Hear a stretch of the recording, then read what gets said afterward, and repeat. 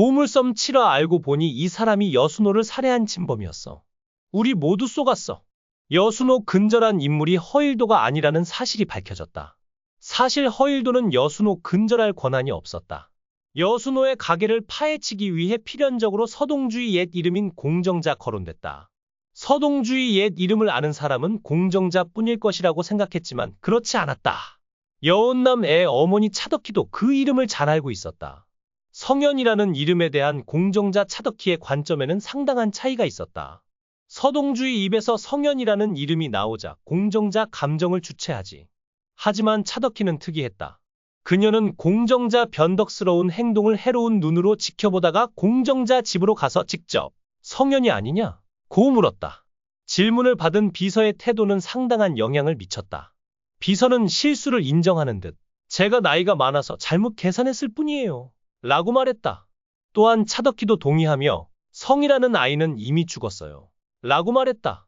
하지만 지금까지 보여준 것만으로도 비서가 성현의 과거에 대한 비밀을 감추고 있다는 것을 알 수 있다. 비서와 차덕희는 모두 성현이라는 아이에 대해 알고 있지만 이해와 태도는 다르다. 하지만 한 가지 확실한 사실은 비서가 성현에 대해 더 잘 알고 있다는 것이다. 사실 서동주의 본명은 성현이었다. 여운남 이 서동주의 언니 성현주를 찾아가 성현이라는 이름을 들었을 때 준비가 안 된 것도 이 때문이다. 서동주가 기억을 잃었다는 사실만 이야기했을 뿐 괜히 성현이라는 이름을 지어낸 것이다. 여순호의 아버지 여운남과 성현의 관계는 아직 알 수 없지만 여운남의 기억은 여순호가 사고로 죽은 날을 생생히 기억한다. 심지어 어머니 차덕희와 공정자 그날에 참여한 장면도 기억한다. 이를 감안하면 여운남은 아버지 여순호를 죽인 자가 어머니 허일도의 연인이라는 것을 확신한다. 하지만 그의 기억을 성현과 차덕희와 연관시킨다면 여순호와 성현은 단순히 연루된 것이 아니라 긴밀하게 연루되었다는 결론을 피할 수 없다. 게다가 서동주는 남해 허일도에서 배에 꼼짝없이 누워있을 때 수많은 꿈을 꿨다.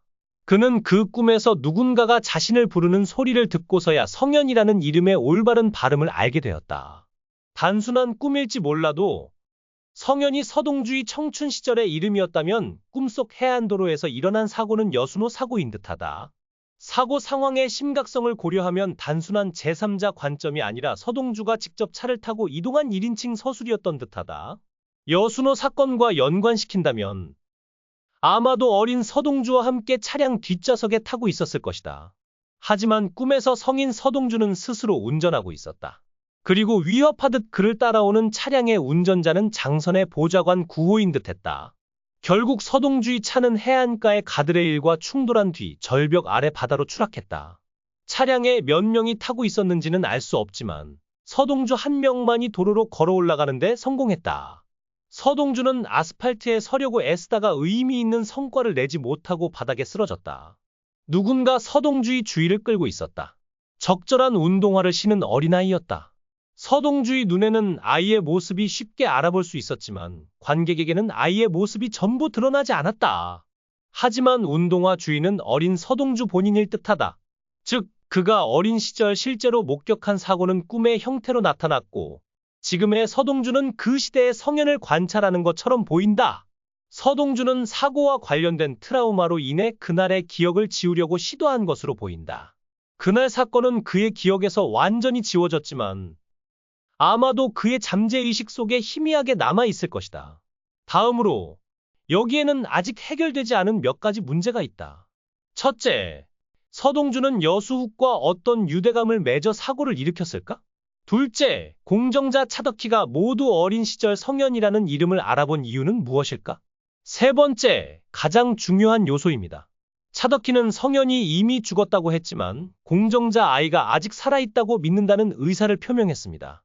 지금까지 보물섬에서 보여준 내용을 바탕으로 서동주와 여순호가 구체적으로 어떤 관련이 있는지, 공비서가 무엇을 감추고 있는지, 그리고 이 모든 것이 악의 원인인 장선과 어떻게 연결되어 있는지 논의해 보겠습니다.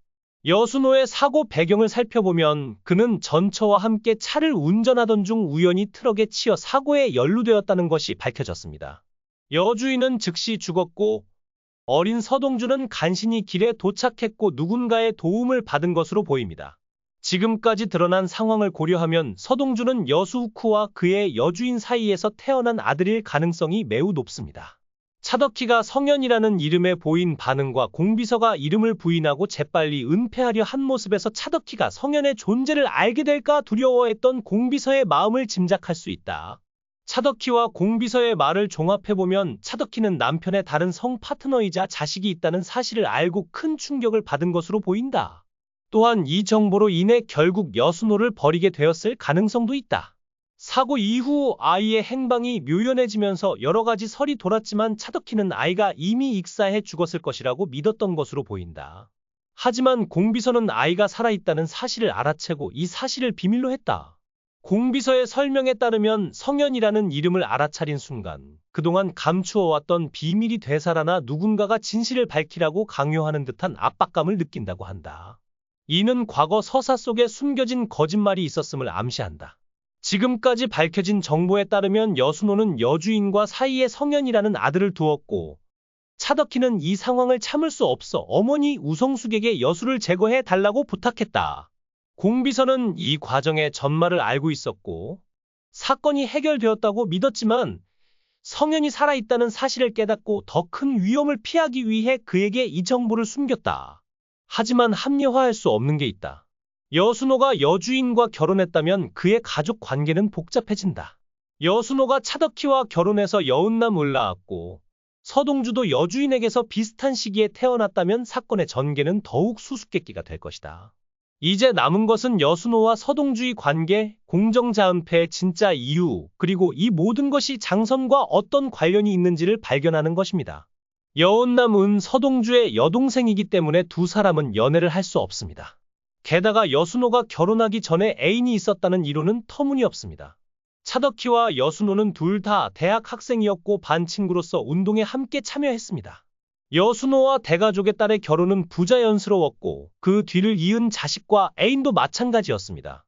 구체적으로 허일도도 차덕희를 좋아했던 것으로 여겨지며 여순호가 검찰에 잡혀 있는 동안 차덕희와 결혼한 것으로 보입니다. 흥미로운 점은 허일도가 학생 운동 중에 친구들을 기록했고 이를 받아들인 사람은 장선이었습니다. 장선의 과실은 그를 폄하하고 허일도의 부하로 만드는 데 사용되었습니다. 허일도는 차강씨 가문의 아들이었습니다. 여순호가 살아있다면 허일도가 그의 자리를 이어받을 수 없었기 때문에 장선은 여순호를 제거해야 했습니다. 그는 여순호를 단순한 사상자가 아닌 여주인과 함께 죽은 사람으로 만들었습니다. 이 과정에서 성현이라는 아이가 여순호의 친자식이 아닐 가능성이 높고 차덕희는 아마도 이 사실을 모를 것입니다. 공정자 이 사실을 알게 되었지만 자신도 희생될까 두려워 침묵을 지켰습니다. 하지만 청년의 과거가 밝혀지면서 공비서는 과거를 인정할 수밖에 없었습니다. 장선은 서동주의 탄생과 부모님의 죽음에 깊이 관여한 인물로 그를 제거하려 한 인물이기도 하다. 또한 여미와 서동주는 같은 학교에 다니기 때문에 두 사람의 관계는 다시 한번 연결된다. 서동주는 기억을 잃었지만 그럼에도 불구하고 모든 것을 알아볼 것이다. 그리고 그 지점에서 보물섬의 서사는 더욱 강렬해질 것이다. 이번 회차에서도 숨겨진 진실과 복잡한 인물 관계들이 하나씩 드러나며 흥미로운 전개가 이어지고 있습니다. 앞으로도 점점 더 깊어질 이야기와 반전들을 함께 지켜봐 주세요. 여러분의 관심과 응원이 큰 힘이 됩니다. 좋아요와 댓글, 그리고 의견 남겨주시면 더욱 풍성한 리뷰로 찾아뵙겠습니다.